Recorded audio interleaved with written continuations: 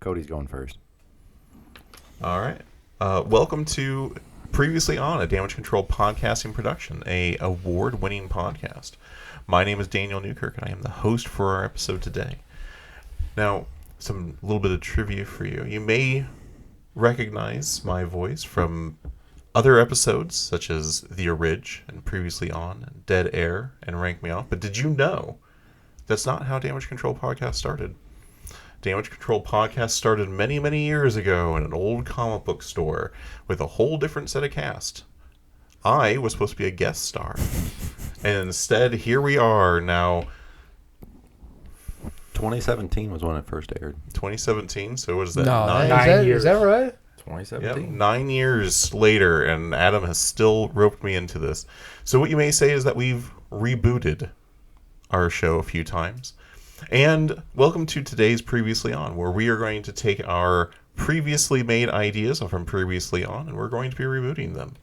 So Previously On, my movie about the noir detective finding the phone booth, beat Cody's movie about the phone booth, and beat Tyler's movie about the phone booth. Yes, Tyler? Our first mini pod, the prequel podcast, was uploaded 8/30/2017. 2017, yeah.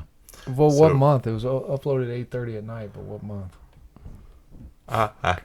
Yep, and all that time, still really shitty jokes. Episode 1 was September 5th, 2017, Comic Book Flicks. That's the one. Yeah. Filmed by the Damage Control crew. That was, frankly, before we even had a name. Daniel wasn't in that one. His stepbrother, Newkirk. Yes, but Adam pronounced my name wrong. Daniel Newkirk. Yeah. But you're listening to Previously On, and I won, so I was given the opportunity to be judge, jury, and executioner. Did you say what mine was? No. Or did you just like, fuck it, Tyler? I couldn't remember. Anyway. I couldn't remember either of you guys' movies. Mine was the over-the-top 80s, like making fun of 80s movies. Oh, that's right. And then my line was a play on like Russian roulette, where like they keep pulling the trigger and they say like stupid cheesy one-liners. That's right. Yeah. I don't remember what Cody's was. Yeah, Cody, what was your movie that I beat? It was the guy that was using the phone booth as a way to... He was pissed off at work, but couldn't express himself, so he would just call random people and just cuss them the fuck out. Oh, that's right. Yeah, I like how you had to throw in the what was your movie that I beat. It wasn't what was your idea, it was just that I beat. Yeah. Come on now. You know this character has no humility. Yeah. All right. Adam's going first. Yeah, so we prior to the podcast starting, we have decided that Adam will be going first. So if you have not watched Previously On before, what is happening is our collective group of writers has been provided a prompt to make their own movie. They will present their movie to me, the judge, jury, and executioner, and then I will select a single movie that will get made, and then that person will create the next prompt for the next movie. Daniel will rip everyone apart. I will. I'm ruthless. And our prompt for today is we are rebooting. So our three writers were given the opportunity to choose a Previously On movie, whether it be theirs or somebody else's, and they are going to reboot it. The only thing is that they can't choose the same movie as someone else. So we unanimously decided that Adam will be starting. So Adam, whenever you're ready. You don't have to. No, let me write this. So the joke was that Adam had writer's block and has not done the homework. I can go. I'll get no, my. I got it. I already wrote the time code down. Okay. Oh, because it's so difficult. Right. So do you want to do this? Yeah, I got it. But if we keep talking, then technically you haven't started, so you got to change the time. No, it's fine. So a little peek behind the curtain here. Has been 4 weeks? Something like that. It's been a while. That's why we couldn't remember what anyone else. We kept having to move it around, and I like 5 times, maybe a half a dozen times, I've sat down at my desk and just stared at the wall, trying to come up with something. So the toilet. So sat on the toilet. But I sit on the toilet backwards so I can write. Oh, okay. And eat his Fruit Loops. So I have nothing, and I just came up with something. So what would you guys, besides the possibly pedophilic living underwear, besides that one, what do you think my worst pitch was? Oh, your worst pitch? Yeah. Oh, I don't know. I can tell you what the worst pitch of all of the previously on was. Oh God. The Leprechaun McAllister crossover. Wow. I've been Vicious. I've been going through and listening to the previously ons and then writing them down so we can have like a list and better know. And then I got to that one, and you can just hear Cody like kind of like stumbling back and forth, and I'm like, oh, this is not good. Wow. Okay. Well, that was not what I was so- expecting. But the one that I probably got the most shit from everyone from was mainly because I pitched like 4 times. Was the song title turned into a movie? Oh, Yeah, that's true. because you had a really good one. No, you had a really Shitty one. I can't remember. You had a really shitty one, and I was like, "Tell them your original idea." Yeah. And then and then everyone's like, "Oh, we like that," and you're like, "I choose that one." No. You can't do that. Oh, okay. Yeah. There was a lot of start and stops, and at one point you had a really great idea that you're like, "Fuck that," and then we're doing this instead. Okay. So I'm gonna take a song title. So that's going all the way back to like episode 3. Yeah, it was pretty early on. Yeah. I'll tell my part later. Okay. So the last one I did was Devil Went Down to Georgia, where the guys from Clutch. So I'm gonna reboot the song title into a movie pitch. Okay. Okay. I'm gonna pick a Clutch song, the Guild of Mute Assassins. Right. I don't. You get to change it? Yeah. It's a reboot. I'm rebooting it. He's rebooting his entire idea. I thought you had to like pick the idea and then. Yeah. I'm rebooting the idea. Yeah. Adam is going off the rails, but it's okay. Oh, okay. Yeah. All right. I'm not doing it right. Well, you are tangentially correct. Okay. Because you made the Devil Went Down to Georgia with the Clutch band, so you're rebooting the Clutch band, not the Devil Went Down to Georgia. Yeah. So okay, I get it. Okay. Cool. Okay. All right. Let's just say I'm rebooting the idea. I feel like I went full Adam and I just ruined this. Okay. All right. No. Adam's gone full Adam. Okay. All right. You never go full Adam. So this may not work as a full-on film. This may be like just like It's a YouTube reel. it may be a YouTube reel, to be honest with you. Okay, so the idea is a guild of mute assassins, right? So they're a bunch of people who can't talk. And so much like the much maligned and loved movie in this inner circle, Six String Samurai, it's a lot. Fantastic musical. Yes, thank you. So it follows. I just came up with like 30 seconds ago. I can tell. Okay, it's like a support group, right? The movie opens up in a support group, and who fills this support group? Final girls from horror movies. Okay. So we would have to do some contract signing, but we get like Jamie Lee Curtis, we get Heather Langenkamp from. Are we doing Prime? No. This is like them now. Oh, okay, all right. But it's so we get the actresses and actors as they are now. And what do you mean Prime? Have you seen Jamie Lee Curtis lately? No. I'm in like the first Halloween Jamie Lee Curtis. Mm-hmm. Like that's how she looked then. Sure. And I'm not saying like now because I can't keep track with the Halloween timeline or anything like that. Yeah. But yes, trust me, I have seen Jamie Lee Curtis now. And like Heather Langenkamp, who we get, Neve Campbell as Sidney Prescott. They're not playing the characters. They're the actresses playing different characters. Okay, but they're survivors of other events in a support group, and they get. This is going to be a really short pitch.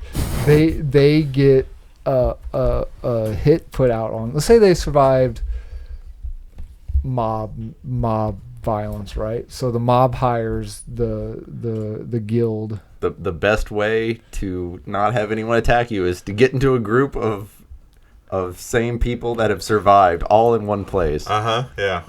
Hang on. I kind of liked it before it was mob violence, but okay, go ahead. Before it was mob violence? Yeah, before it was like legit slasher survivors. Okay, well we can keep it that way.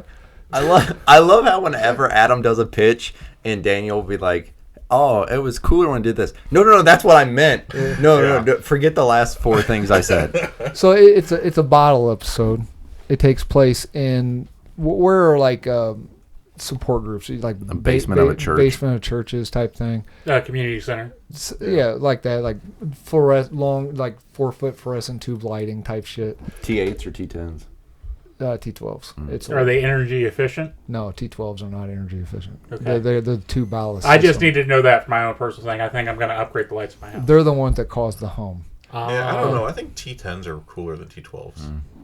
Yeah, they last. They have a yellow color? Actually, legitimately, they are because they're a lot smaller, so they don't produce as much heat. So technically, you're right. Yeah. Fun fact: for the longest time, Adam was a handyman. Nah, he semi-fixed stuff. I wouldn't say he was handy. I did handies to men. I was gonna say. I don't know. He handed a semi for me a couple times, and it was all right. You know, it's those really uncomfortable wooden chairs. It's the 12 I thought you were still talking about the handies. the 12 by 12 tiles. It's like black and white or whatever color. You know, donuts, cold coffee, and go ahead. Switching from the handies to the uncomfortable wooden chairs. Yeah. Remind me to tell you the story when I accidentally went to a brothel. Okay. And what do you mean accidentally? It's 100% accidentally. So who else can we got Neve Campbell, we've got Jamie Lee Curtis, we've got Heather Langenkamp. Who else can we have in there? Jennifer Love Hewitt, she survived, and I know you did last summer. Who's the final girl in Cabin in the Woods? They don't survive. Yeah, they don't survive. They don't survive because a giant hand pops out of the ground, but it doesn't show them dying. They're dead. They're not dead. That's why the hand pops out of the ground. You could do the girl from Evil Dead Rises. She survived. Yeah, okay. Yeah, there you go.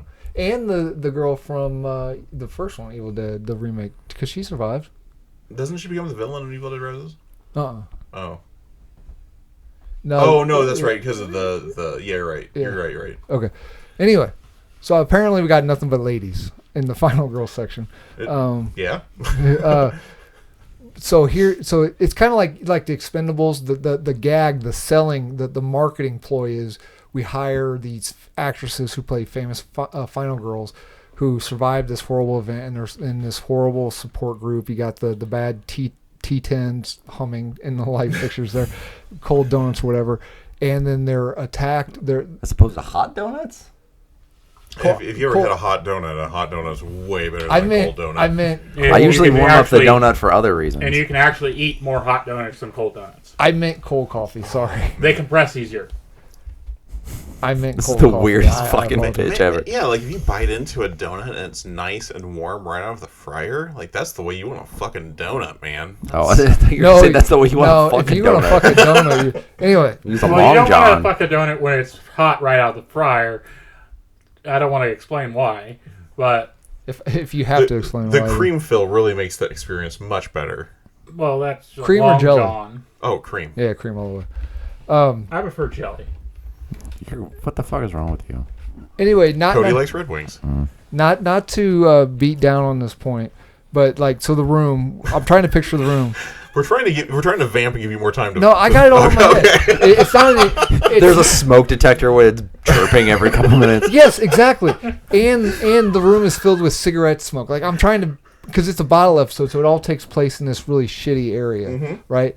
So they are the attackers of these people who they have survived. They're hired by the guild, right? Because that's where the song title comes into. But as the marketing ploy for this movie, we hire the final girls.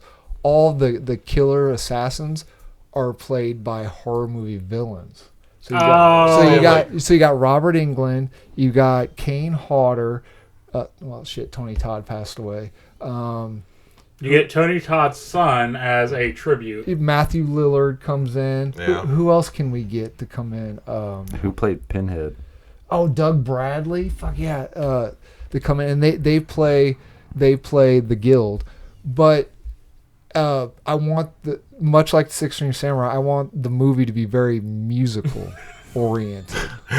So it's like it's almost like who's the guy that did The Lighthouse? The Doug Eggers or whatever. Oh, so yeah. It's more of a silent. I mean, it's not a silent film, but it's like very little dialogue. Maybe. So they're at a support group where nobody's talking. No, maybe I was getting ready to say like the only dialogue we hear at first is just whoever's up there talking at first, and then like the music slowly takes over and it's more of a silent like action movie type event. And I understand what you're going for there, because I was actually just watching. I've been on a Star Trek kick lately. Okay. And there's a silent, like 8-minute short in one of the Star Trek shows. Okay. And I know exactly what you're going for there. Okay. Okay. I had a joke real quick about this. I don't know if it's anything, but what if Star Trek and Star Wars did a crossover, so it would be Star Trek. Or Star Wars. Or Star Wars, yeah. Yeah. Is there a joke? Is there a jork there anywhere? Is there a joke there anywhere? Is there a jork? There's no jork there. Well, that might be an alien species. Yeah. Anyway. Or jorts, and then that's just short jean shorts. Jorts. A whole bunch of John Cena's aliens. Yeah. So anyway, so that would be like, it'd be like the kind of the Expendables of the horror genre. And, not so much, it's like I said, it's not so much a silent movie, but it's got like heavy music that's involved. The what's it called, diegetic music, where the music's actually in the environment. Diegetic. Diegetic. So are you doing it like? So when you say that, do you mean like similar to Shaun of the Dead, like when the jukebox is playing "Don't Stop Me Now" and they're beating the zombie? I mean, not necessarily in that comedic feel, but like. Every time they hit the zombie, it's the same as the downbeat of the drum. Is that what you're saying? Yeah. So diegetic music is when the music that we hear as the soundtrack is actually happening in the show. Yeah, characters hear it. Yeah. So like, in Bloodshot, when they're dancing to Psycho Killer and he hits the box and the music cuts out entirely, or like in Superman, the Mr. Terrific fight scene when that song is playing through the jukebox. Such a good scene. American Psycho.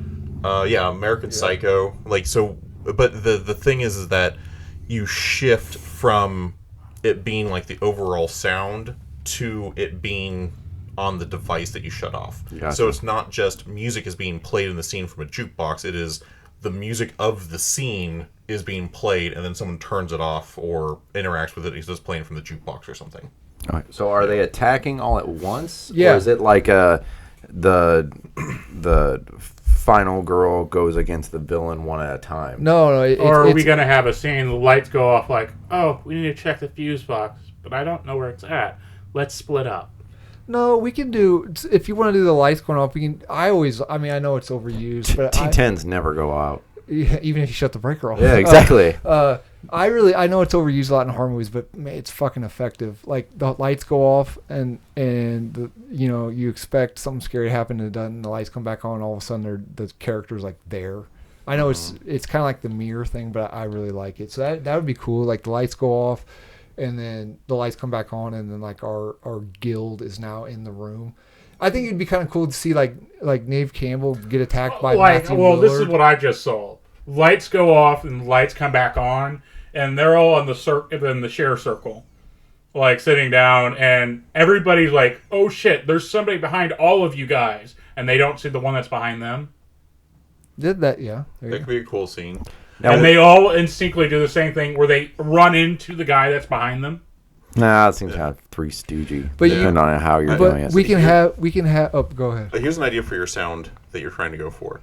What if we have one girl in the circle who's deaf, and anytime there's dialogue, we see the movie through her perspective, and we like pull all of the sound out, and the actress from A Quiet Place. Yeah, she's kind of a final girl. Sure. See, it's kind of and she's actually deaf in real life. It's kind of hard to get that CGI monster to wear a suit and tie though for the Guild of Assassins.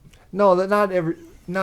There wouldn't be a 1-to-1 equivalent to everything, but it would be kind of so like Neve Campbell gets killed by Matthew Lillard. Like it's kind of a therapeutic. Like she's not playing Sidney Prescott. He's not playing Stu Macher. He's playing a member of the guild. She's playing a survivor, whatever event. So we give the horror villains who rightly deserve to kill those girls the chance to redeem themselves. Yeah.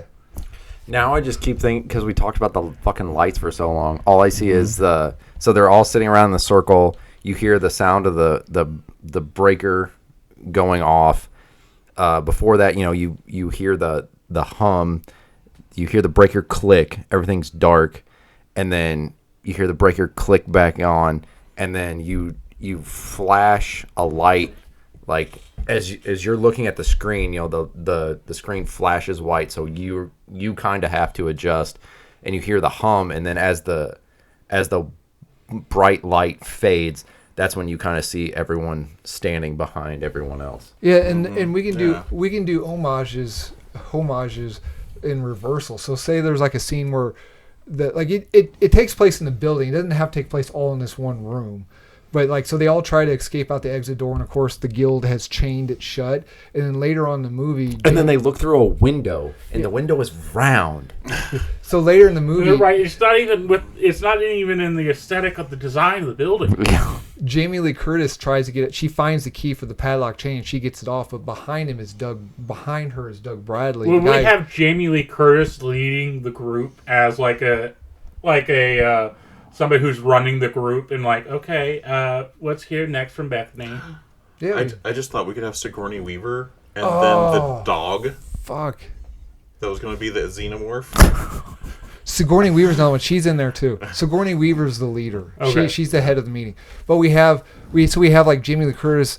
She goes back to that door. It's Pavlov's door, right? Chained door. We see it, and she finds the padlock.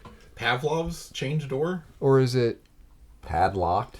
No. Pavlov is the operant conditioning guy? No, not that guy. Okay. I was wondering where he was going. Occam's door. No, it's not. Occam's razor? No, that's it's not the simplest solution is the best solution. Yeah, that's not it. It's are you talking Schrodinger? Schrodinger's gun. It's Schrodinger's door. It's Schrodinger's door. Yeah. What does the piano player from Charlie Brown have to do with anything? She's going out the door. Thank you. She's going out the door, but instead of going out of it, she undoes the chain, and we see Doug Bradley, who played Hellraiser. She takes the chain and like whips it around and fucking kills Doug Bradley's character. No, wait. I thought it was the killer's chance to win this time. Why are we having killers? Because I just said we can do the homages in reverse, to where the killers die by an homage to their own weapon. So like Robert Englund's character he carries around a bunch of knives. Mm-hmm. Okay. I'm confused. I thought all the final girls were getting killed. No, not. You can't have just a bunch of. What movie would it be where a bunch of women just die? A lot of them. Besides Schindler's List. Meg. Those are Asians. Can Brad Dourif be in it? Oh yeah, he'd be Chucky. Yeah. Can we have it where somebody's trying to his daughter was a final girl from the door that's just been unlocked, but then they try to push, and then they see through the window somebody's holding the door shut, and you hear a Hodor. No, I hate Game of Thrones.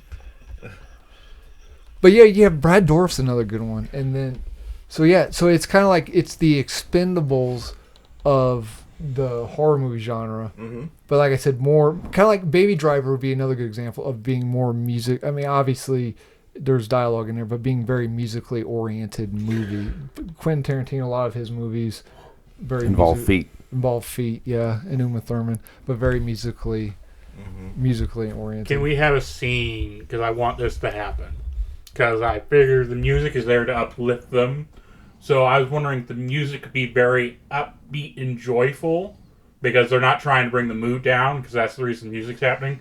So we have a scene where the fire alarm goes off, and we got singing in the rain.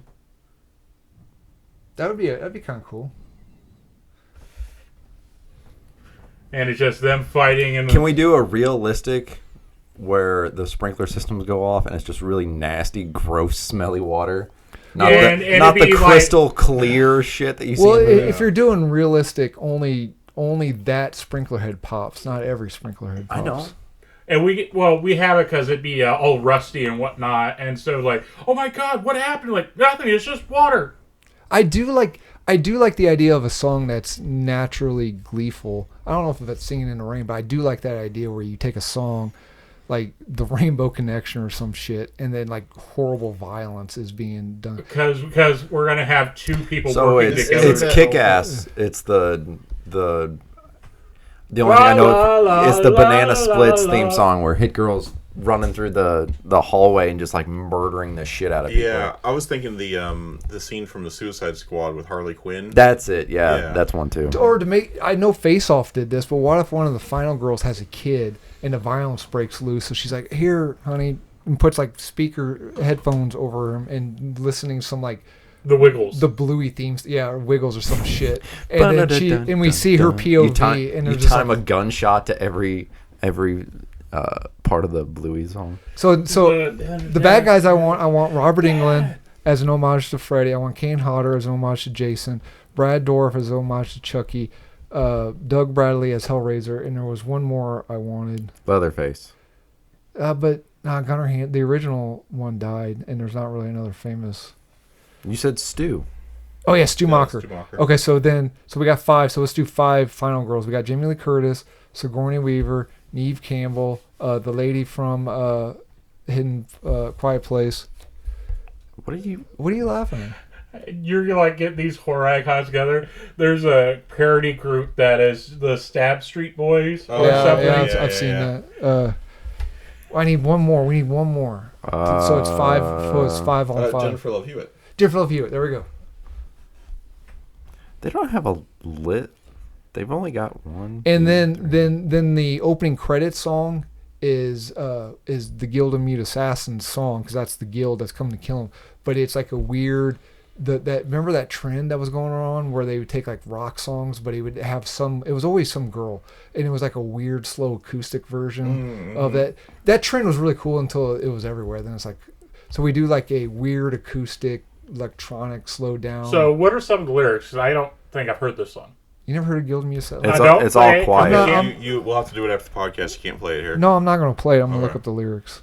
I don't know if I've heard this one, and I'm a Clutch fan. I know, and you guys are slowly infecting me, and not by my thing. Yeah, it that's just how appears STDs in my work. damn music feed. Okay. That's how STDs Here, work. I'll just let you read it because but yeah, so that's my pitch.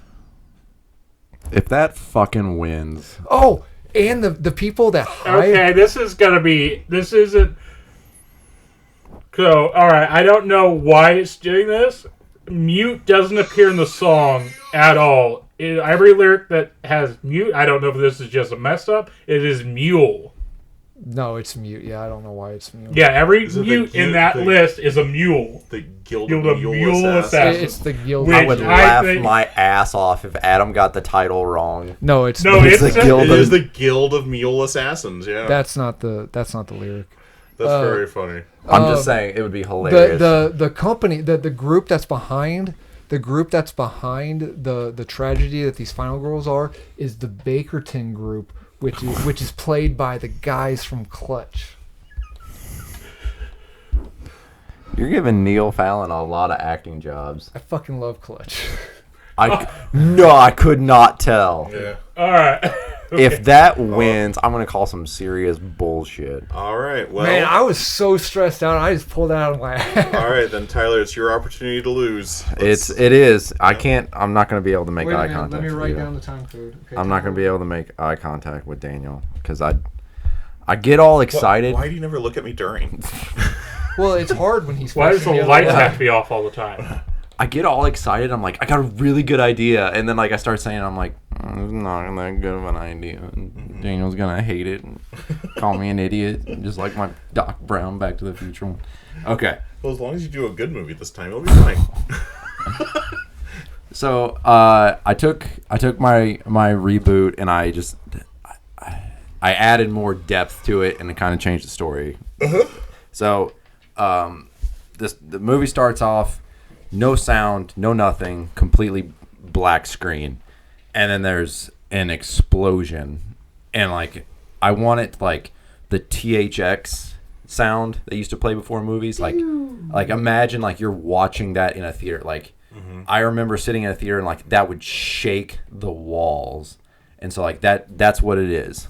So that's how it starts, and there's just this explosion of color, like absolutely blinding.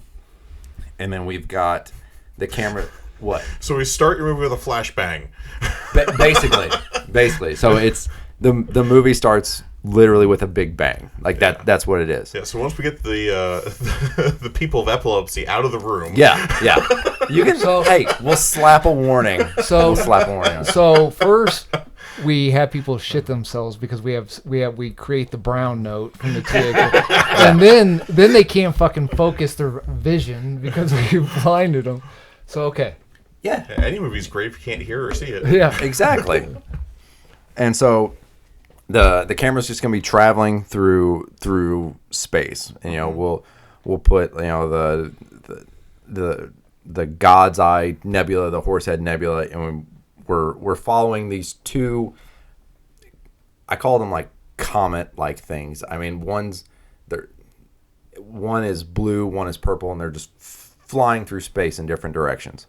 And then we have the opening narration, and it's both actors, one's male, one's female, and their voices are kind of layered on top of each other. So, and I don't know how exactly you would do it. You can understand what they're saying, but you can have it. like they're one speaking at the same time.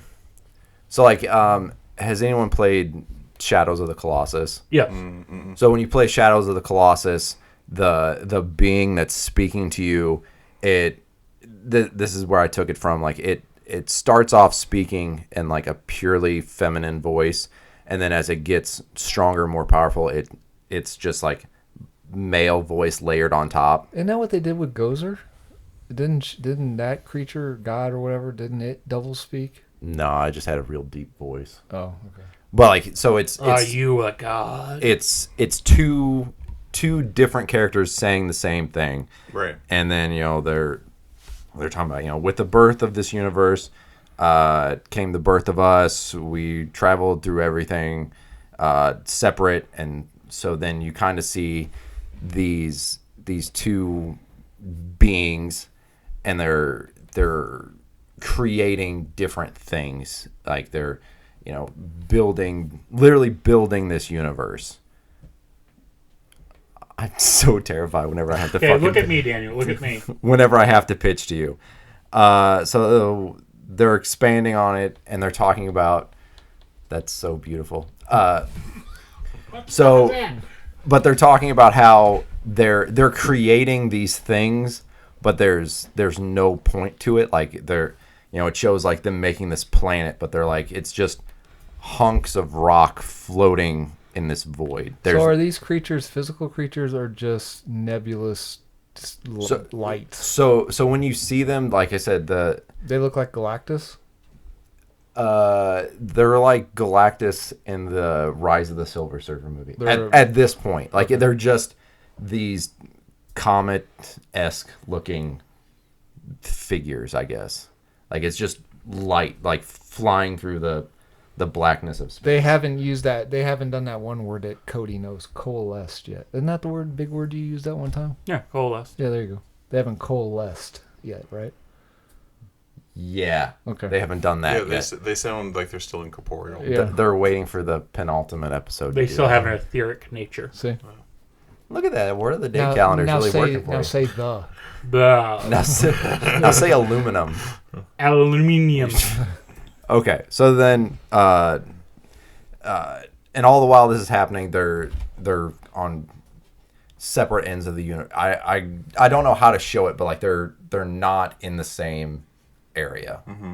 So then they're at the edges. Yeah. Right. Okay. So then like they come together, and they're like, fucking hell, Daniel, I can't look at you. I'm sorry. I have that effect on men. I know. I'm used to I'm facing the other way.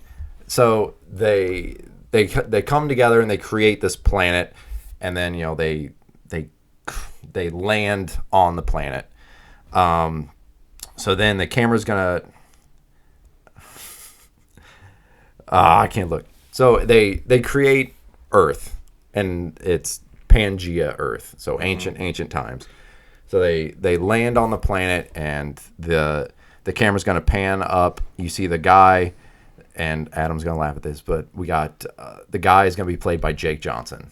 Okay. From New Girl. But why would I laugh at that? But I want to give him the the Kumail Nanjiani treatment where he's just like ripped. He looks like the engineers from Prometheus. Jacked. Yeah, Jack, not really pale. With I don't know if the engineers, do they have good jaw lines or bad jaw lines? I can't decide. Yeah, it depends on your fetish. Okay. So, and then the female is going to be played by Kirby Batiste. She played Death in the Sandman series. Oh, okay, yeah. So, Is she jacked too, like a CrossFitter? no, she's not jacked. She's, I guess you could say athletic, but like the guy is, huge. So then, they're one standing in the water, one standing on the sand. They clasp hands and they say, they're still speaking in unison, and they say, let's get to work. And then They start fucking on the beach.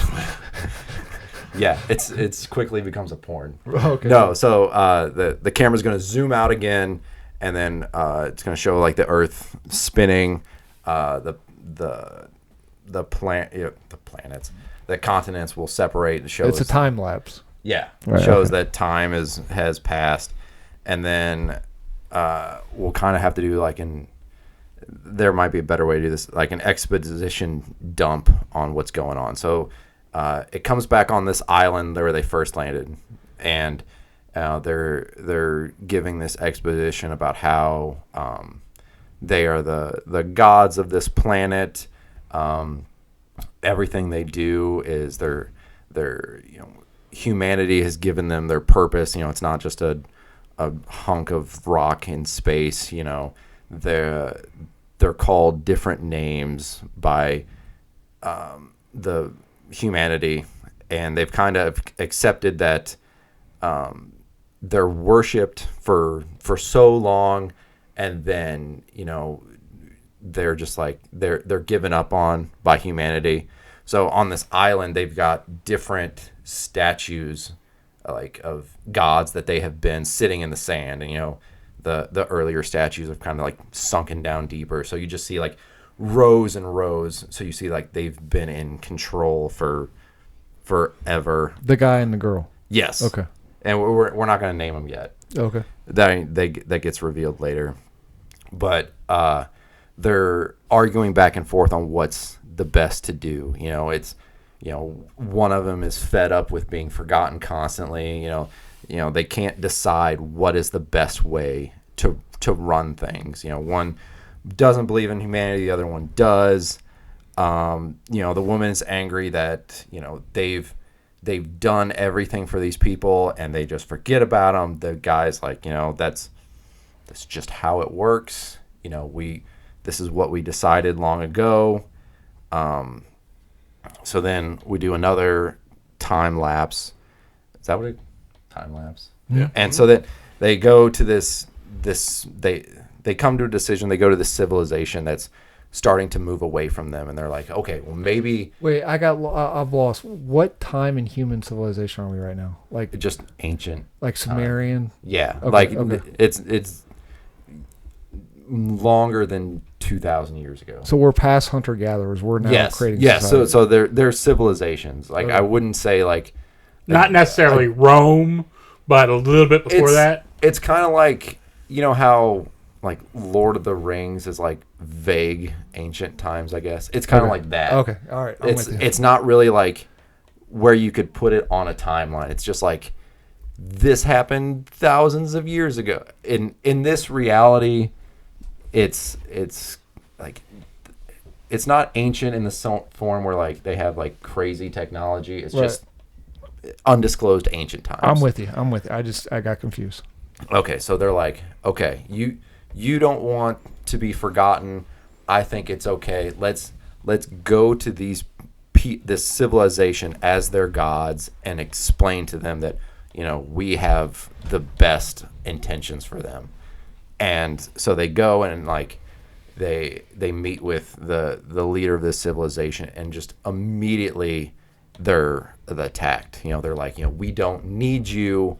We don't want you. And so like a spear gets thrown, and like the woman raises her hand, and like spear just like bursts into flames. I would instantly drop to my knees and be like, yeah. Yeah. But like these people are so they feel like they don't need it. Like they've surpassed them. Yep. Like I don't know if we want to reveal like, you know, your kind of like Clash of the Titans, where it's like our prayers fuel the gods. Like they still have power, but it's like they're like the power doesn't it diminishes, but it never goes away. So it's Right. like, you know, and so then, you know, an army starts charging them, and the guy like raises his hand, and we're gonna blow the CGI budget, and like he like creates like a giant rock wall between them, and then I watched a lot of random movies thinking about this. So then we do like a 300 where like it starts to grow dark, and you just see like arrows raining down. man, these fuckers do not give up. Yeah, so Yeah. that's the thing. Like we're showing, like, oh, this always used to work, but now they have started to adapt, overcome. Yeah, they're like, we're not giving in. We're not going to bow to You know what time period, these old gods. This time period do you guys ever see one of Henry Cavill's earliest films called The Immortals? Yes, I did Yeah. see It that. kind of reminds me of like that type of look and feel. Yeah. Yeah, that was the story of Perseus, right? Theseus. Theseus. Thank you. So then, you know, they you know, wave their hand, you know, the giant gust of wind comes and like sends all the arrows back in opposite directions, and then they just lose their shit. They're like, you know, we gave you a chance, you know, you spit on us, we tried to give you an opportunity. And so then they just create like this raging storm, and they again begin speaking in unison. They're like, you know, they reprimand them, like, you know, you wanted to forget us and banish us into myth. Now your civilization, this Atlantis, shall become the myth. And they just start to flood this civilization. And they're, like I said, their voices are layered on top of one another again. But at one point, it cuts out to where it's only the male speaking. And we're looking at the female, and she sees like a family, you know, huddled together, like praying to be saved. She's the empathy. So like this, well, in the first part, she was not. She was the one that wanted to destroy them completely. Right. But now she's seeing like, like there's these innocents She's seeing a cause and that effect. I never saw before, because they were just ants under my feet. You know, now I'm like, oh shit, you know, they didn't do anything to us, and now, you know, and then so like it's this family that's just cowering there, you know, praying to be saved, and then they just get wiped out by this flood. Like you see like the water come rushing, and then they're gone. So then they're back on their island, and the man's like, you know, it's the destruction of Atlantis kind of shifts everything. Now the man's like, okay, we need to start over. Like they're getting cocky. He's Old Testament. So. Yeah. So he's like, you know, they're getting cocky. They're not fucking listening. We need to, you know, spank them and send them to their room. It's time to start They're over. fucking family members, not non-family members, like I told them to. Exactly. And then, you know, the woman's like, you know, no, like we were wrong. Like, and so like it's a back and forth, and he's like, what do you mean? Like you were trying to get me on this. So they're talking separate at this point, right? Yeah. They're actually talking to each other, not Yes. Okay. Yes. So he's like, you know, you tried to get me to do this, and you know, now you want to change your mind because these insects, you know, they prayed to you, asking you. He's like, what's the deal? So he's like getting ready to go and wipe everything out, and then like she just like grabs him, and that's when our big final battle is going to start, and we're really going to spend a lot of money on CGI. Okay. So Are these guys giants, by the way? no, They're human size. they're just human size. Okay. Figured out what it is yet? Not yet. Okay. So I've been actually enthralled in the story. I haven't been... So the island just starts to just. Is this shake. is this your documentary on Epstein's Island? Yes. Oh. Is So- this Atlantis? No.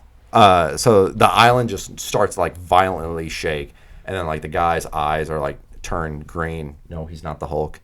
And then, like, a water starts to, like, rage around the island. Like, the woman's eyes turns blue. The volcano at the center island just erupts, sending fire and burning trees and everything like that. And then, like, it's very much what a good Avatar movie should look like. It's not Avatar, Okay. but Right. it's very much like we have two different fighting styles. The man is, like, all force, whereas, like, the woman He's a is- brawler. Yeah. Okay. Like, he's just, like, throwing wild haymakers. Like, you know, he creates, like, he like, one of his arms just, like, ignites into flames, and, like, he's just, like, throwing wild punches. And, you know, she's more of, like, I'm gonna move out of the way, use things to my advantage. And it's just, like, this real long brain versus brawn type elemental fight. And then finally, the woman, like, wraps his body in lava or flames, and, you know, she calls upon the water and puts out the flames. But when it does that, you know, it solidifies, it holds him in place. And then she, you know, I don't know if you kind of like I'm blanking on Scarlet Witch, like the hand motions like that, and she creates, like, a whirlwind around his head, like, drawing the oxygen out of his body until, like, he can't fight anymore, and, like, he passes out. And the guy, hold on a second, let me find where I'm at. So, like, she tries talking to him. She's like, you know, we don't need to do this. We don't need to fight amongst ourselves. We don't need to wipe things out. We need to learn, like, billions and billions of years. We can't just keep doing the same thing over and over again. Like, they've shown us time and time again that they don't need gods. They're going to do what they want to do. We need to be here and protect them out of sight. They need to learn for themselves. And so, like, the man just, like, loses his shit and just, like, explodes, like, busts out of the solidified magma, and he's just floating in the air, and he's just, like, this, like, golden yellow silhouette. Like, he's not, like, he's just, like, pure raw burning power at this point.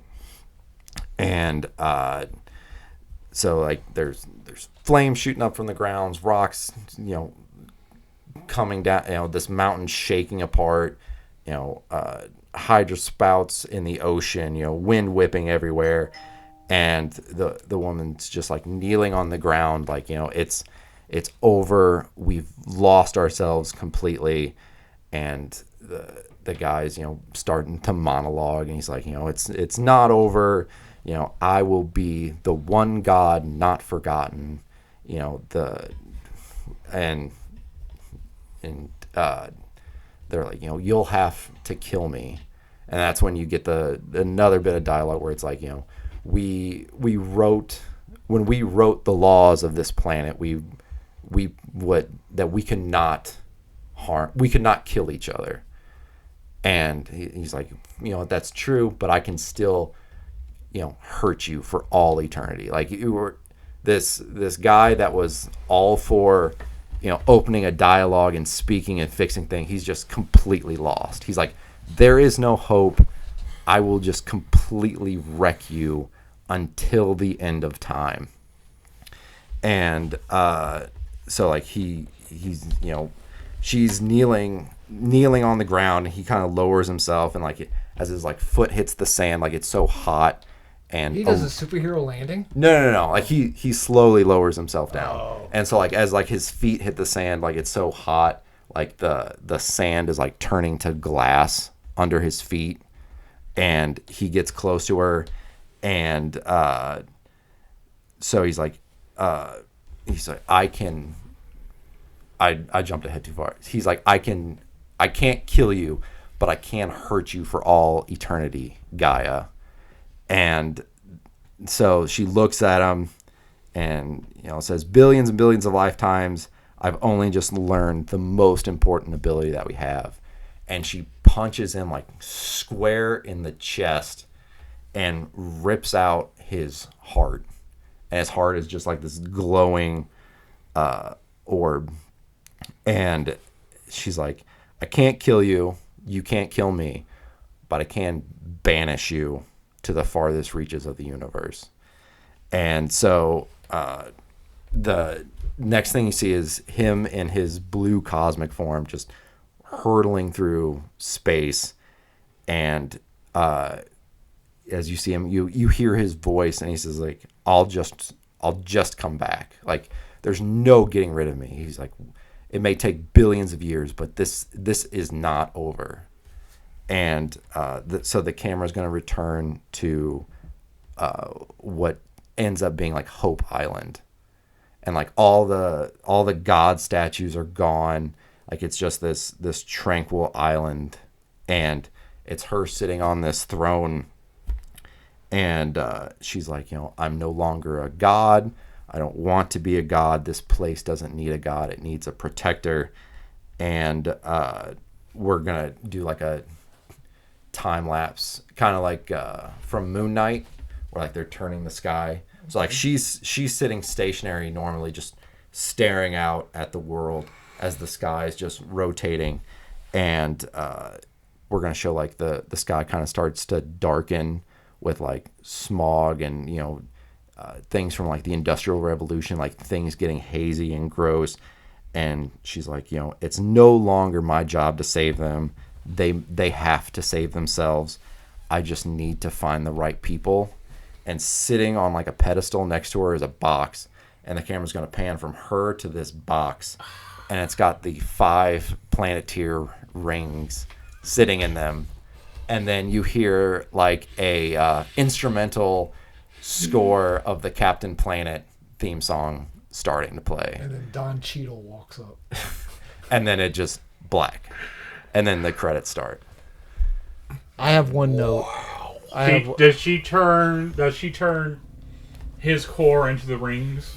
That's part of it, but mostly it was I like the Jeff Johns style of writing, where Jeff Johns is like, give me the hero that you think is the absolute stupidest, and I want to make him into a badass.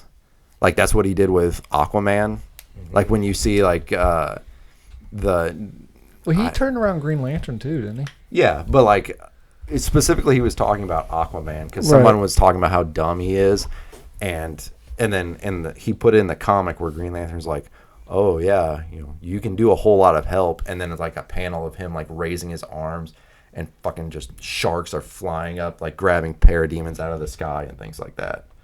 So it's that they have all these abilities and everything like that, but the heart is like the most powerful one that they can use. And there's also a throwaway line where in the series Mati tries to use heart to convince the guy's name is Zarm to stop what he's doing, and he's like, it doesn't work on you. You don't have a heart. So she pulled the heart from him and used that to help create the Planeteer rings. Okay, that's fucking amazing. That was absolutely a fantastic pitch. I got one note. What's that? Okay, so when they're fighting, right? Yeah. And she goes, I've learned one thing over these years, right? And then she reaches up and pulls the heart out. Yeah. She says that line, pauses, does a splits, and nails him in the nuts. I thought you were gonna go Kalima. Yeah. So that was my rebooted Planeteer pitch. It came from the make a movie from a side character. One. The side character was Zarm. That didn't have I don't remember the exact. I don't remember that pitch. Who pitched it? I pitched it. I didn't have like very much detail, or like the story wasn't very flushed out by any means. Do you remember that pitch? Make a story from a side character. Yeah. I would have to go back and look at our records, but that is a. Did you just make up your own prompt? No, it was in there because I did. It was your prompt. No, it was Daniel's. What did I do? I don't remember. I just listened to What mine. did Cody do? I don't know. I just listened to mine. Huh. Like mine wasn't very like it was. Previously on 10 spin-off shows. Is that the one? Yeah, that's what it was. Okay. Oh, spin-offs. Yeah. Okay. But I think there was something that had to do where like you had to use like a character that didn't. There was some reason, I think. No, I believe you. I just don't remember. But Yeah, if I remember right, that prompt was you had to take a franchise and then make a movie that connected to it in some capacity. yeah. Okay. Yeah. And originally, I wanted to do the. I gave Adam this idea. He didn't take it. The musical one. I was going to do a reboot of. I'd do anything for love, but I won't do that. Where the guy's in a time loop. Yeah. And then I was going to do a real way back, but I figured this would be an Adam, where it was back in. Before Previously On existed, it was in the Underdark days where I made a political thriller where you find out at the end that it's Dr. Doom. Oh yeah. I remember that Yeah. one. Yeah. Where he it's like no superpowers, no nothing. It's a political rise to power story, and then right at the end, like I remember some guy comes in and he's like, the four are causing trouble again.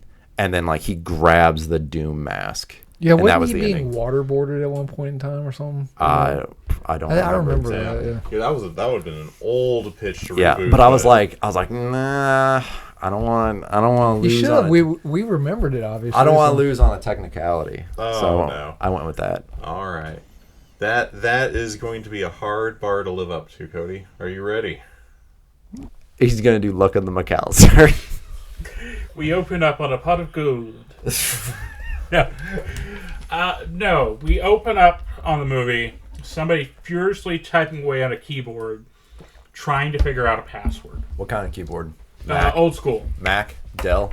That beige white one that all personal computers came with. Oh, that turned pissy yellow after a while? Yeah. Okay. Yeah. Like, you could tell this thing's old. And you just see this guy tapping away, trying to guess a password or something. Try 1, 2, 3, 4.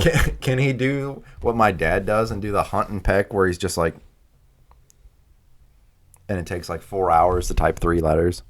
My dad hunt and pecks, but he hunt and pecks at such a great rate. It's just. So is it bad if you hunt and peck? Yes. My dad, he would type an email and I would be sitting there and I'd be like, just move. Just tell me what I'm like, you took a typing class. Mm-hmm. You know how to do this. My fingers don't move that way. Yes, they do. They don't. You have all of the same joints we do. They do. They hurt a lot more. The only difference believe between that. you and me is that you still have that vestigial tail. Well, I didn't want to bring that up. All right, so we're at a keyboard of a old boxy computer with a tower, and we see this guy typing away furiously, trying to open up a password.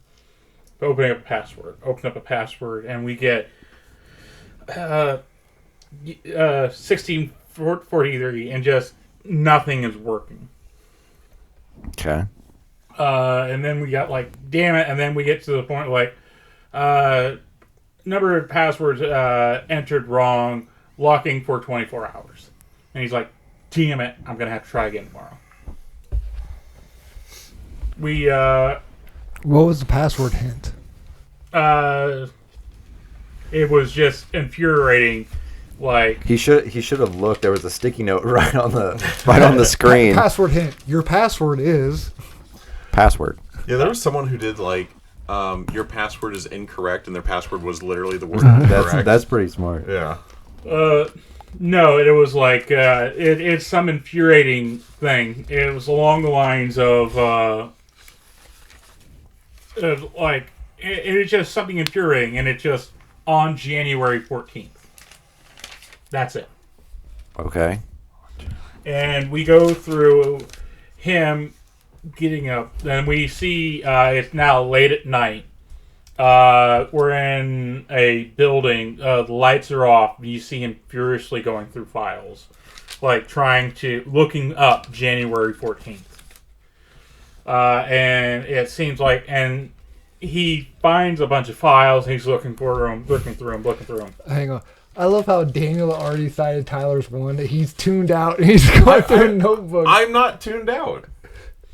I'm not tuned Cody, out. You promise? Cody, Yes, we're I fucked. promise. Cody, we're fucked. Don't worry about it. I am not. I was looking for this page specifically. Okay.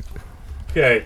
So he's looking through files, and he's finding everything he can about January 14th. But he doesn't have a fucking year. Okay. And he's just looking. So he's getting up, and he's copying in the middle of the night, when a light flashes on. And he's like, hey, what's going on in here? And then light flashes on, and he's like, and then you see the head turn slowly because you haven't seen the guy yet. Okay. You see him turning like, not much, just cleaning. Is it the Scrubs janitor thing? It is. Oh, God, okay. Did it start the exact same way or No. maybe Yes, similar? dude, it sounds similar because I remember. I was so worried. I looked up January 14th and it said something about like ratification day. I'm like, I swear to God, if Cody's doing this random ass holiday, No. That would be great. If we ever start filming this podcast, we don't need to film any of us. We don't even need to film every episode. Just previously on when Cody's pitching because he's so animated that it's like it's awesome to watch when he. No, but we see in turn. Hold on. I have to give you something. I have to give you a compliment. You have not spanked the table in so long because I've been waiting for you to just do this and for Daniel just to backhand you across the face. No, He did it a couple times during Rank Me Off. Oh, okay. But that's one he hasn't done it this time. Seriously? Yeah. Oh wait, real quick, critical role. Okay, go ahead. That's going to be a great new running gag. Okay. So we see Neil Flynn. Okay, but do we de-age him? Yeah, no, we're going to de-age him a little bit. Okay. Is it the actor or It's the actor. he's playing? He's playing himself. Oh, so it's literally Neil Flynn, the actor. Is Neil Flynn the actor? Okay, I'm not trying to be a dick, but in Scrubs, the janitor plays in Fugitive. The Fugitive, where he's credited as Neil Flynn. So is it It is actually Neil Flynn. So it's Neil Flynn, the actor, playing Neil Flynn. Yes. Okay. All right. Okay. I'm not trying to be. I wanted to make sure I had the right thing that was going on. No, we go and find out that Neil Flynn, the actor, had a slump in his career. And he's doing that thing where he's thinking, and he's wanting to actually make a change in careers. So instead of being an actor, he's become an investigative reporter. Okay. But he is using his acting skills to sneak into places, playing character roles. That way he can get inside information for his exposés of stuff. And he's just starting out, and a newspaper has given him the chance. And so you see him have himself integrated into Sacred Heart Hospital. Okay. Where he is investigating, at first, what is apparently supposed to be an abuse of grant funds by the state being used, and it just seemed to disappear. So it has started out as him investigating money laundering or money theft of somebody at Sacred Heart is appropriating these funds, but they can't prove it. And so he's gotten access with his acting skills by playing the janitor into Sacred Heart Hospital to find these clues. Okay. So we then go to a scene where we have built up a little bit that while he's looking for the money trail, he stumbles across something better. So is January 14th, is that just a random day? Is that important to the plot? It is important to the plot. Okay. So we go where he's eventually going and going and going, trying to find the sale, when he comes across something much more devious. He's finding an unusual number of deaths that are occurring in Sacred Heart that have been chalked up to accidents. And he's like, what the hell is this about? And he does a little bit of research with a buddy of his that he's made friends with at the hospital, that somebody in Sacred Heart is killing people. Who's the buddy? Is it the short dude? I don't know his name. Randall? Are you talking about the little person? The little person. He was in Pirates of the Caribbean. I think it's Randall. Because he works in janitorial, doesn't Yeah, he? yeah. So he's talking about, like, I don't know. It just seemed a few years ago we didn't have this many people dying.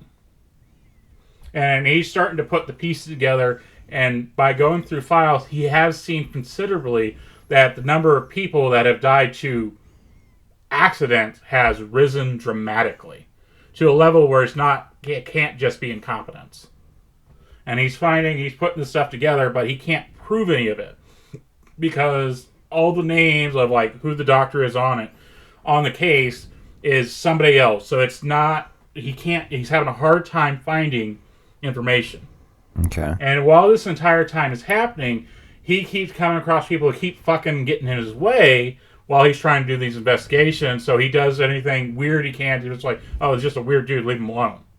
They explain his eccentric behavior. And then we go to the one scene where he, like, okay, I need to get more information. And I think I have a clue, so I need to get this computer out of the hospital. So we have this scene of him tricking one of the medical interns at the time to help him carry a full computer to his car, which is canonical in the show. Okay. Is it? And I just pictured that scene from Zoolander where they're trying to... It's in the computer. And he smashes it. Really? But we go on and on and on, and it's now dragging on through the years of like him trying to prove this. He's sort of lost track of the thread of like he was doing this as a job, but now it's more of a personal matter that he's got to figure out who's doing this. When all of a sudden the line goes cold, the murders stop. Or he's gotten close to several people in the hospital. He's gotten close to the lawyer because he's the one dealing with all the malpractice to get more information on that end. He got the dumbest medical intern he could find so he could have some medical insight to all these procedures. He's gotten close to a surgeon who can like, oh yeah, that's not how I would have done it. The Todd, and all this stuff. His brain trust to help him sort of unintentionally examine the cases of the people who have died. Which is also canonical. Which is also canonical. Okay. And then we find out that eventually it's somebody in the brain trust. What's the brain trust? It's a group of the janitor and 3 other people who are canonically like hang out sometimes. They're like all the side characters in the original show. Mm-hmm. Is Todd the evil villain? No, It's Doug Murphy. okay, but all right. This is where I would change it. So, all right. Isn't he the real life dude that killed someone? No, that was the guy that played Hooch. Oh, okay. Yeah, he was like drunk driving and murdered. Oh, yeah, I remember. This is so it. I would see it as like a TV series. Yeah. Okay, and then have you guys ever seen like Broadchurch or School Spirits? I've seen Broadchurch. So like in Broadchurch, it's like towards the end of the episode, like this little kid is murdered, and they're trying to figure out who did it, and like at the end of every single episode, it's like almost nailed down. They're like, okay, clearly this person did it, all evidence. And then like in the last 5 minutes, it just completely like flips on its head, and it's like, but this person wasn't where they said they were going to be. And so like it just goes back and forth, like you don't know where anything's at. Yeah, because we have this started, and we have this started because I can work this in now. We have canonically we have Dick Van Dyke, who we tried to, because he's using outdated medical procedures and telling interns to do this. But then he gets out of the hospital, the murders don't stop. Then we have Dr. Mickhead, who is convicted, who killed his wife, who might have been taking his frustrations out of life, but he was acquitted of the crime. He didn't do it. And we go on where every episode he's focusing on a different member of the hospital. We got Dr. Beardface because people always get his name wrong. But I want to make one other change. So originally, because in the original pitch it was Doug Murphy, right? Yes. I think it would be better if you find out that, like in the what was the Kaiser Soze Kevin Spacey Usual Suspects. Yeah, it turns out that it was Ted the whole time. Like Ted plays like the bumbling idiot, and you figure out that he's just playing a part. But he passed away in real life. Yeah. Well, we're not saying when we're making this movie. Oh, okay. We have unlimited money, right? Oh yeah. After your pitch, we better have unlimited money. Well, we're gonna have to take some loans for the CGI funds, but yeah, we've got a little extra money for time travel. We'll AI it. Okay. We'll AI it. Well, you know what? Yeah. Ted is dissatisfied because he is a lawyer, and he also rides his ass, treating him like a common secretary. And this is his way of getting back to the hospital. He's going to bankrupt the hospital from malpractice suits that he's throwing. Yeah. By killing people? He's got to have the suit against the hospital to be a thing. But couldn't he just like give people medicine they're allergic to? Well, no, like he's like, okay, so Doug Murphy's still the killer. Which one's Doug? Is he the coroner? Yeah. Okay. He's the one. Okay. That's why the murders eventually stop, because he stops treating actual patients. Okay. So like he's the murderer. That part stays true. But Ted's smart enough to be like, okay, this guy is clearly already doing this. So I'm going to use that to my advantage to do X, Y, and Z. He's the chess master. I'm 4 steps ahead of him. He's using the. That's why he becomes involved in the brain trust. And like he plays the dumb idiot, you know. And he's always poking holes in the janitor's thought process, keeping him just enough off track where he doesn't find him. Yeah. What a twist. I actually like that. That's cool. Yeah, that's a great twist. Yeah, that's pretty cool. And Tyler, you're on fire this episode. Then it ends when his lady enters the scene and Doug Murphy sets his sights. Is that what happens to Lady in the series? What happens to Lady? Lady, they end up married, but Doug Murphy doesn't go on the wedding trip with him, because it's the Todd and Ted that go with him to their marriage ceremony. Doug doesn't get to go. Because they murder Doug? No, because Doug goes to jail. Oh, okay. Canonically? Yeah. But he actually doesn't go. He actually they just let him stay in his hospital, even though if he had that many malpractice suits, I think he would have been fucking thrown out years ago. He repeats his residency like twice in the show's history. Can we randomly, like, as like we're passing through a scene, just in the background have just like Dr. Cox facing away from the camera, just yelling off in the distance? Like, you don't see it, like you just see it in the background. Yeah. And then my only other thing that I would say is when you reveal that Ted is the mastermind, can like the last words he say be boing flip? Boing flip. Yeah. Okay. I fucking love it.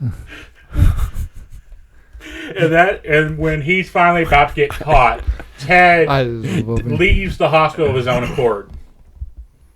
Because at that point, Dr. Kelso's retiring, like, what am I doing this for anyway? And then he meets the girl of his dreams, and then he leaves the show. So what's the name of the... Scrub-a-dub. The Dirt. The Dirt? No, it can't be that, because that's the Motley I gotta get the dirt on this guy. Okay. All right. Or Dirty Laundry. I like Dirty Laundry, too. All right. Okay. All right. So I don't think we got your name. What was the name of your movie? I didn't come up with one. Untitled Don Cheadle Project.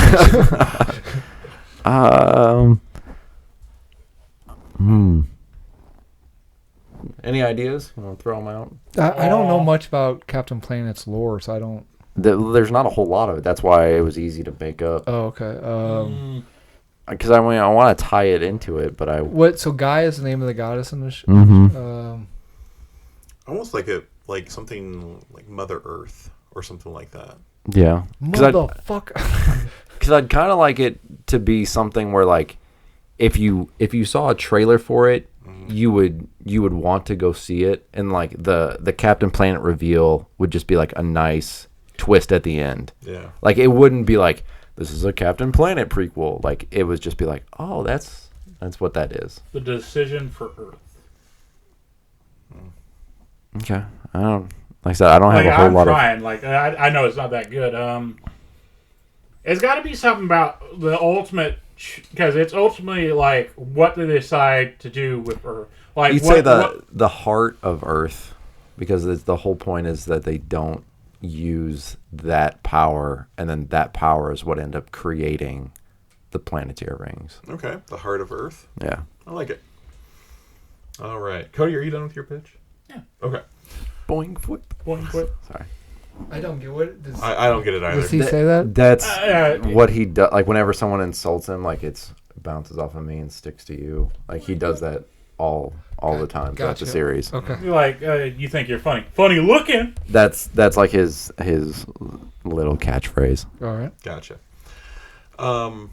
Okay, so in no particular order. That should be our. We ever make merch, that should be on a shirt. Yeah, that should be one of our shirt pieces. That's a great idea. All and right, then have it numbered sequentially. Yeah, so in no particular order. Adam, I like the idea of your movie. My concern is that it's going to be a very short movie. I think even to get it to the 45-minute mark, it's going to be very stretched out. So I like that idea. I would watch it, but I feel like you've probably made a very, very long series of music videos that have connected together and not like a legit movie. And maybe if we had given you an extra 30 minutes to think on your plan. Hey, we all offered, and he turned it down. Yeah, but I think, like, from what you described, that sounds very interesting. I like the dynamics with the sound. I like it when movies do something unique and creative, and I like the idea of, like, all the slashers getting together with all the final girls, and then them having one big, basically battle royale in a support meeting. That's a really cool concept. I really like it. Tyler. I don't like. I love your idea. I don't think I have ever been as enthralled in a movie pitch on Previously On as I was on that one. That's not true. You loved my pedophilic living underwear. The panties pitch was pretty fun. The panties pitch. It was literally, it only fell apart under scrutiny. It was like, okay, we think this is a funny idea. It will never fucking be made. Right, yeah. Until we really started putting it under the microscope, the panty pitch was perfectly fine. I like the dynamicism. I like the character growth where you see with the switching from the female character to the male character and back and forth. And then, like, I had no idea where it was going, and I didn't care that I didn't know where it was going. Like, I had no idea what you were pitching, but I'm like, even if he's just made a fucking movie, like, this is fantastic. And it ended up being wrapped up into this Captain Planet idea, which is a really cool to see an origin story for a character really with no real origin. Cody, your movie with the, like, as you opened it up, admittedly you were behind the 8 ball because you picked a Scrubs movie, and I know jack shit about Scrubs. But the more you described, like, some of the ideas about, like, investigating this constant murders, and then, like, the plot with the coroner starting the murders and the lawyer who is doing the malpractice suits and stuff like that, like, those are all really, really cool concepts. My only concern with your movie is that, like, how much insider Scrubs knowledge do I need to enjoy it? And that was kind of emphasized by the boing thwip. Is that what it is? Yeah. Okay, the boing flip at the very, very end is like, I wouldn't have gotten that or any other references. Nah. If it was like, if it had more of a serious tone, or I didn't need to have the Scrubs movies, I could definitely see myself sitting down and watching it. But right now it's kind of like, it kind of feels like the El Camino to your Scrubs series. I will say that. I think you need a lot of... I feel like I maybe hammered in too much on tying it to Scrubs. That without that, it's just a series of stuff that happens. And that's totally fair. But the idea is very interesting, and I like the idea of this private investigator investigating malpractice suits and accidental deaths and finding out it's a plot. I don't 100% know how malpractice works, but I think the hospital does not shoulder the responsibility. I think the doctors shoulder that responsibility through their malpractice insurance. They do, but it will drastically reduce because you have percentage as a surgeon. Mm-hmm. So, hey, we have some of the best surgeons in the world. You can't say that if, hey, I have surgeons on staff who have killed over 100 fucking people. And that's totally fair. That's absolutely fair. That could be the possible impact of your Scrubs movie. And since it's a teaching hospital, Kelso would have gotten the brunt. Like, what are you fucking teaching these kids? I guess I didn't realize it was a teaching hospital. Yes, that is a teaching hospital. Okay. And so that's where my lack of knowledge of Scrubs is probably hurting your pitch a little bit. Well, he does teeth euthanasia 101. Well, how else are they going to have adults Asians? That's true. That's very true. You don't good have point. euthanasia. God damn it. Good point. I was like, I'll let him finish talking, and then Daniel. All right. Adam's favorite thing is euthanasia. Yeah. So my, especially in Thailand. Yeah. Yeah. Okay. So my. Oh. All right. So my final judgment is. They have a lot of Caucasians. Bangkok. Yep. We're going to make. What was your title, Tyler, again? The Heart of Earth. The Heart of Earth. I think that'll be my final decision, and that was a fantastically well done pitch, sir. So I agree. Like, I don't feel bad losing that. I would have raged if Adam would have won. I'm just happy I got somewhat of a pitch out because I was like, I got. No, I like the idea too. I will say this: you pulled it out of your ass. Yeah. For being like a pitch that you're basically improving, like it was a solid pitch. I could have seen it winning. It didn't, but I could have seen it. That's why I kept saying, "Wait, what's the improv motto?" And yes, no. Yes, and. Yes, and. That's why I kept saying it in my pitch. That would have been funnier if I didn't have to ask the question. Yeah, it would have been. All right, so Tyler, winner speech. I don't really have a speech, except I hate pitching to Daniel. I'm terrified every time. Like, I had like a huge list of notes, and I was just like jumping back and forth, and I was like, he's not gonna like that one. I don't know why. I think I still have PTSD from the Doc Brown Back to the Future one. Yeah. I won my prompt. Let's see. I thought about this is been reading a lot of Elseworld comics, and so my prompt is to take a character and put them in an Elseworld's origin story. Any character. It doesn't have to be comic book, anything. Jesus. Sure. Technically, he's a comic book character. There's I think it's Mark Millar story, The Second Coming, where like Jesus like comes and like hangs out with a guy. Okay. Make an Elseworld story. Yeah, so like Luffy's origin is he eats the devil's fruit. You would create an Elseworlds and universe. only his dick gets bigger and longer. So instead of well, having it does that already. Really? Yeah. Yeah, people had asked Oda the question like, "Hey, does Luffy's dick stretch too?" Like, yep, he ate a power. But only his dick. Most people most males when they get excited, their dick gets longer. Yours gets smaller. It like goes inside. I need to contact my doctor. So like instead of having the gum fruit, be like he got his powers from a government experiment. No, I mean not. It could be that, but like instead he ate a different devil fruit and got X ability or something like that. What about a change in a pivotal moment in that character's history? Does that work? Like a what if? Yeah. Okay. So that's what Elseworld is. So like instead of like Superman Red Sun, instead of landing in Kansas, he lands in the Soviet Ukraine. Right, but I wasn't sure if it had to be necessarily the origin. No. It had to be different, or it could be in the middle of that character. No, in the middle works too. I just picked Origin. Cool. All right. So what else worlds what if for our next movie pitch? It's going to be a fun one to write. Adam, you have to think of one. You can't pull it out of your ass. I'll do better this time. All right. So you've been listening to previously. Wait, on? did we say Critical Role? I did. Yep. Okay. I did say Critical Role. Oh. Yeah. All right. So you've been listening to previously on a Damage Control podcasting production, a award-winning podcast. Make sure you check out new episodes every Monday on YouTube, Apple Podcasts, and SoundCloud, and then make sure you check out our social medias at Facebook and Instagram. Please like, comment, and subscribe. Adam, push the button.